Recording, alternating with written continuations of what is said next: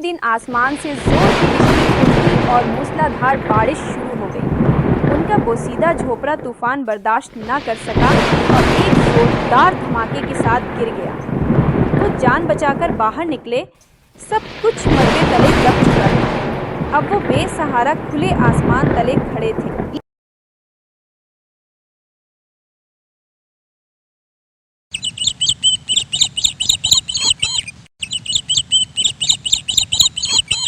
गांव के कच्चे रास्तों और मिट्टी की खुशबू से भरी उस दुनिया में जहां गुर्बत खुशियों को निगल जाती थी, 3 नन्हे दिल जिंदगी से लड़ रहे थे, रेना, गीता और मोहन। 1 साल पहले ले माँ बाप का साया उठा और तब से ये दुनिया उनके लिए मैदान आजमाइश बन गई। 15 साला रेना माँ बन चुकी थी, सब्र, हिम्मत और कुर्बानी की मौरत। गीता 2 साल छोटी मगर ख्वाबों से भरी, जिद्दी मगर नरम दिल। और मोहन 12 बरस का, जिसकी आंखों में स्कूल के ख्वाब थे मगर हाथ में मेहनत की छालें। गांव के आखिरी कोने में उनका मिट्टी का झोपड़ा जैसे खामोशी का एक कब्रिस्तान था। सुबह होते ही रेना और गीता अमीरों के घरों की दहलीजों पर झाड़ू और बर्तन लिए खड़ी होती, जबकि मोहन पसीने में तर मजदूरी करता। उनकी जिंदगी एक ही दुआ पर टकी थी, शायद कल कुछ बेहतर हो। एक धूप भरी सुबह दोनों बहनें लाल सिंह के बड़े घर के बाहर कपड़े धोने के लिए तालाब की तरफ जा रही थी। मोहन उनके पीछे भीगी हुई आंखों से चल रहा था।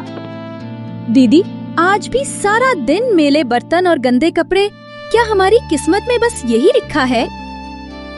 नहीं गीता, किस्मत लिखी नहीं जाती, बदली जाती है। बस यकीन रख, एक दिन यही हाथ जो आज दूसरों के बर्तन मांजते हैं, अपनी खुशियों का महल सजाएंगे।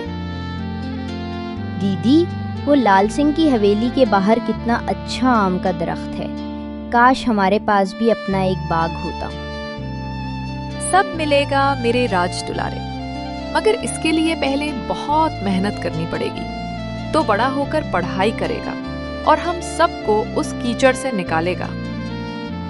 वो सब बातें हैं मोहन, हम कभी सुकून से जी पाओगे भी या नहीं? मुझे लगता है कि हम बस अंधेरे में चल रहे हैं। जब तक सांस है तब तक उम्मीद भी है गीता।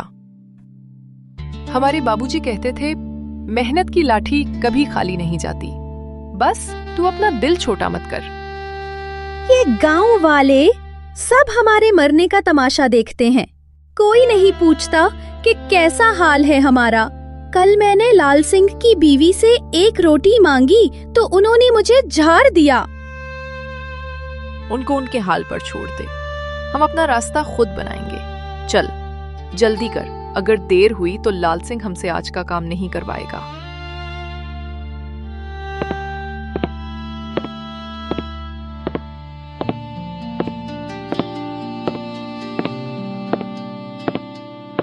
तालाब पर पहुंचकर रेना ने जल्दी जल्दी कपड़ों का बड़ा गट्ठा पानी में उतारा। गीता का दिल उस सख्त मुशक्कत से टूट रहा था। वो अपने ख्वाबों में खोई रहती, जहां वो एक खूबसूरत घर और मोहन के हाथ में किताबें देखती। मोहन ने अपनी बहनों की मदद के लिए तालाब से बाल्टी में पानी भरना शुरू कर दिया।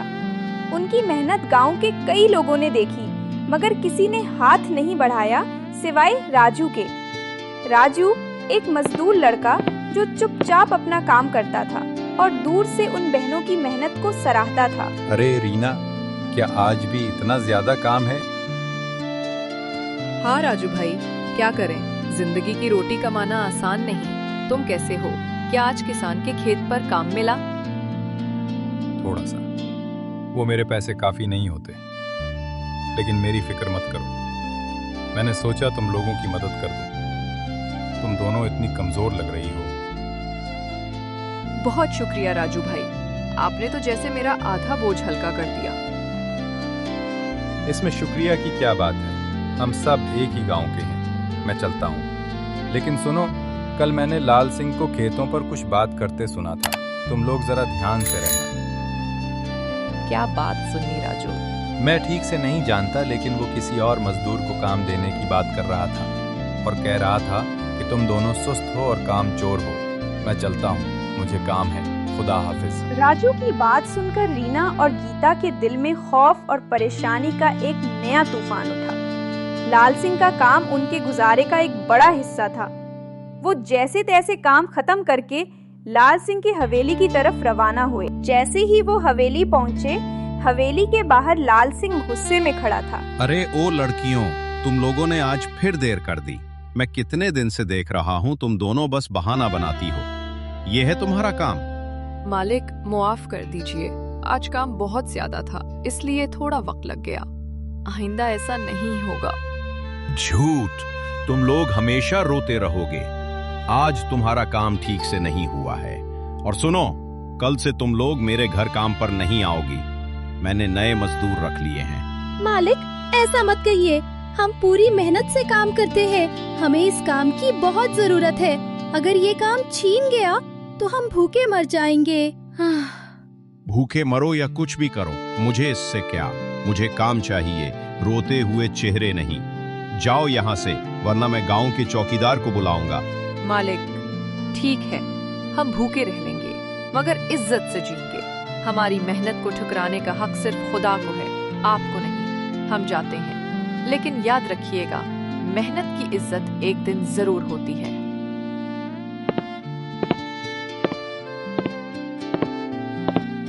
दोनों बहनें मायूसी और भूख का बोझ लिए अपने झोपड़े की तरफ लौटी।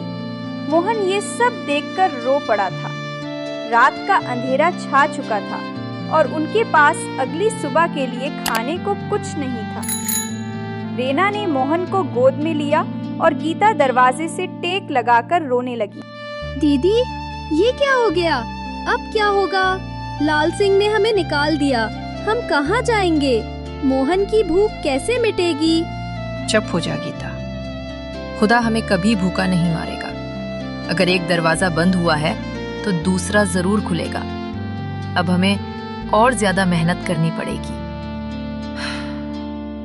दीदी, मुझे भूख नहीं लगी। मैं कल से काम करूंगा। मैं बड़ा होकर आप दोनों के लिए एक बड़ा पक्का घर बनाऊंगा। मुझे स्कूल नहीं जाना, मुझे काम करना है। नहीं मेरे लाल, तुम ऐसा कभी मत सोचना। तुम्हारे पापा चाहते थे कि तुम पढ़ो। मैं और गीता है ना, हम कुछ न कुछ जरूर करेंगे। क्या पता गांव की बहुएं हमें कुछ और काम दे दें। क्या काम देंगी दीदी? सब लाल सिंह से डरते हैं। कोई हमारी मदद नहीं करेगा। वो कामिल देवी भी तो बहुत अमीर है, मगर उसने भी कभी हमें प्यार से नहीं देखा। उसी दिन आसमान से जोर की बिजली गिरती और मूसलाधार बारिश शुरू हो गई। उनका बोसीदा झोपड़ा तूफान बर्दाश्त न कर सका और एक जोरदार धमाके के साथ गिर गया। वो जान बचाकर बाहर निकले। सब कुछ मलबे तले दब चुका था। अब वो बेसहारा खुले आसमान तले खड़े थे। ये हादसा उनके लिए सबसे बड़ा धचका था। अगली सुबह वो तीनों भूखे प्यासे एक दरख्त के नीचे बैठे थे। अचानक वहाँ गांव की एक नेक दिल मगर अमीर औरत कामिल देवी अपनी बैलगाड़ी से गुजरी। उन्होंने उनकी हालत देखी और रुक गईं। अरे, तुम तीनों यहाँ क्यों बैठे हो? ये तुम्हारा क्या हाल बना हुआ है? मालिक, हमारा झोपड़ा रात की बारिश में गिर गया। अब हमारे पास रहने की कोई जगह नहीं।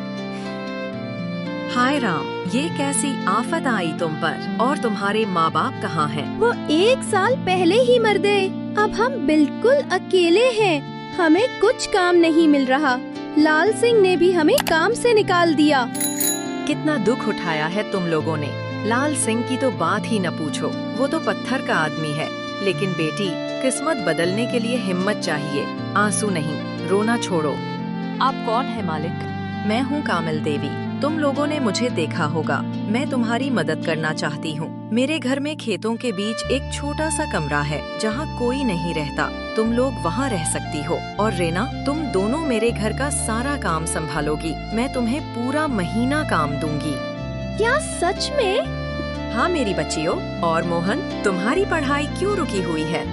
मेरे पास किताबें नहीं हैं और कोई पैसा नहीं है। फीस देने के लिए। तुम्हारी फीस और किताबें अब से मेरी जिम्मेदारी है। तुम अब से बाकायदगी से स्कूल जाओगे, बस दिल लगाकर पढ़ना। चलो अब घर चलते हैं। कामिल देवी, आपका बहुत शुक्रिया। हम आपका एहसान कभी नहीं चुका सकेंगे। कामिल देवी ने उनको सहारा दिया। रेना और गीता ने अपनी मेहनत और ईमानदारी से उनके दिल में जगह बना ली। कामिल देवी ने उनको सिर्फ काम ही नहीं दिया, बल्कि माँ जैसी मोहब्बत भी दी। इधर मोहन ने फिर से पढ़ाई शुरू कर दी। लाल सिंह को जब ये मालूम हुआ तो उसे बहुत गुस्सा आया। उसने गांव में ये बात फैला दी कि रेना और गीता सुस्त और कामचोर हैं। जब कामिल देवी बाजार से घर आया तो रेना को आवाज दिया। रीना, मुझे कुछ लोगों ने कहा है कि तुम और गीता अच्छा काम नहीं करती। क्या ये सच है? मालिक, अगर हमने काम ठीक से नहीं किया तो आप हमें फौरन निकाल दीजिए, लेकिन हमने कभी भी अपने काम में कमी नहीं छोड़ी। ये लाल सिंह की बातें हैं, वो हमसे जलता है। मैं जानती थी बेटी, तुम्हारी ईमानदारी मुझे अच्छी लगी, लेकिन अब तुम लोगों को ये साबित करना होगा कि तुम सिर्फ लाल सिंह के घर की नौकर नहीं हो, बल्कि एक हुनरमंद हो। क्या करना होगा मालिक? हम सब कुछ करने को तैयार हैं। मेरे घर में इतना ज्यादा आटा है जो मुझे एक बड़े काम के लिए चाहिए। तुम दोनों ये आटा गूंदोगी और कल सुबह की पहली गाड़ी से शहर भिजवाओगी, एक खास तरीके से बने हुए पैकेटों में। ये बहुत मेहनत और सफाई का काम है। हम ये काम जरूर करेंगे। हम इस आटे को बेहतरीन तरीके से तैयार करेंगे। कुछ ही महीनों में रेना और गीता की मेहनत रंग लाई। उनके पीक किए हुए आटे ने गांव और शहर में नाम तमा लिया। कामिल देवी ने उनकी ईमानदारी का सिला दिया और उनकी जिंदगी में उम्मीद की नई सुबह तुलू हुई। राजू खामोशी से उनका सहारा बन गया। लकड़ियां लाता, घर संवारता और उनके दुख बांटता। दीदी, तुम दोनों ने तो कमाल कर दिया। पूरे गांव में तुम्हारे आटे के काम की तारीफ हो रही है। मैं बहुत खुश हूँ। ये सब कामिल देवी की मेहरबानी है और तुम्हारी दुआ राजू। तुमने भी तो हमारी बहुत मदद की। रीना दीदी, अब हमारे पास इतने पैसे हैं कि हम एक छोटा सा पक्का घर बना सकते हैं। मोहन की फीस भी आसानी से जा रही है। और दीदी, मैं क्लास में अव्वल आया हूँ। अब मैं जल्द ही अपना बड़ा घर बनाऊंगा। हम बनाएंगे तुम्हारे ख्वाबों का घर। मेहनत से बन रहा है। रीना और गीता की मेहनत अब रंग ला रही थी। उनका कारोबार बढ़ने लगा और उन्होंने अपने छोटे से कमरे के पास ही एक छोटा मगर साफ सुथरा पक्का मकान बना लिया। गांव के लोग अब उन्हें इज्जत की निगाह से देखने लगे थे। ये देखकर लाल सिंह, जो अब अपनी सख्ती की वजह से लोगों का एतबार खो चुका था, शर्मिंदा हुआ। एक दिन लाल सिंह, जो अब कर्जों के बोझ तले दब रहा था, मजबूरन रेना के घर आया। रीना, गीता, मैं तुम लोगों के पास मुआफी मांगने आया हूँ। मैंने तुम पर बहुत जुल्म किया था। मुझे मेरे गुरूर ने अंधा कर दिया था। आज मेरी फसल बर्बाद हो गई है और मेरे पास पैसे नहीं हैं। लाल सिंह मालिक, आपके किए हुए जुल्म हम भूल नहीं सकते, मगर हम दिल में बुराई नहीं रखते। आपकी मदद करना हमारा फर्ज है। दीदी, क्या कह रही हो? उसने हमें भूखे मरने के लिए छोड़ दिया था। गीता, मालिक ने जो किया खुदा उसको जाने, मगर अब हमें इंसान बनकर सोचना चाहिए। मालिक, आपने हमें जो पैसे नहीं दिए थे वो भूल जाइए, मगर मैं आपको कुछ वक्त के लिए ये रकम दे सकती हूँ ताकि आप अपनी फसल फिर से लगा सकें। मैं क्या कहूँ, तुमने तो मुझे बदल दिया। मैंने तुम्हारे साथ बुरा किया और तुम मेरे साथ इतना अच्छा कर रही हो। मैं तुम्हारा ये एहसान कभी नहीं भूलूंगा। लाल सिंह की आंखें नम हो गईं। रेना की सच्चाई और बड़ेपन ने उसका सख्त दिल पिघला दिया। उसके बाद लाल सिंह भी नेक दिल आदमी बन गया और उसने गांव में रेना और गीता की तारीफ करना शुरू कर दी। 1 महीने बाद जब उनका नया पक्का घर बनकर तैयार हुआ तो गांव के बुजुर्ग पंडित जी को उस घर के इफ्तिताह के लिए बुलाया गया। मोहन, रेना और गीता, ये घर मिट्टी या ईंटों से नहीं बना है। ये तुम तीनों के सब्र, मेहनत और ईमान से बना है। तुमने साबित कर दिया कि खुदा किसी को बेसहारा नहीं छोड़ता। बच्चों, ये सिर्फ मेहनत की कहानी नहीं है। ये इस बात का सबूत है कि अगर दिल में सच्चाई हो और इरादे मजबूत हों तो गुर्बत की जंजीरें भी टूट जाती हैं। मैंने देखा है कि किस तरह कामिल देवी ने उनको सहारा दिया और राजू ने चुपचाप मदद की और आखिर में लाल सिंह भी सच्चाई की तरफ लौट आया। सब आप लोगों की मेहरबानी है पंडित जी। मेहनत, ईमान और सच्चाई से बड़ी कोई ताकत नहीं। जो दूसरों के लिए भलाई चाहता है, खुदा उसके लिए रास्ते खोल देता है। अगर आपका दिल साफ है तो दुनिया का कोई भी तूफान आपका कुछ नहीं बिगाड़ सकता। अपने आप पर भरोसा रखें और खुदा पर ईमान रखें। यही जिंदगी का सबसे बड़ा सच है। अब हम चलते हैं।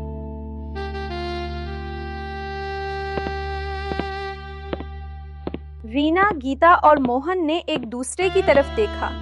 उनकी आंखों में आंसू थे, मगर वो आंसू दुख के नहीं बल्कि एक नई रोशन जिंदगी की शुरुआत की खुशी के थे। मोहन स्कूल से घर आकर पढ़ाई करता और अब वो इन दोनों बहनों के सर का ताज था। उनके मट्टी के झोपड़े का मलबा अब उनकी पुरानी जद्दोजहद की याद दिलाता था, मगर उनका नया पक्का घर एक नए सवेरा, उम्मीद और मेहनत की फतह का निशान था। वो तीनों एक बार फिर मुस्कुरा रहे थे। उनकी आंखों में अब कोई खौफ नहीं था, सिर्फ बेइंतहा शुक्रगुजारी और एक पुरसुकून मुस्तकबिल का यकीन था। कहानी खत्म हुई, मगर मेहनत और ईमान की रोशनी हमेशा के लिए गांव के दिल में रह गई।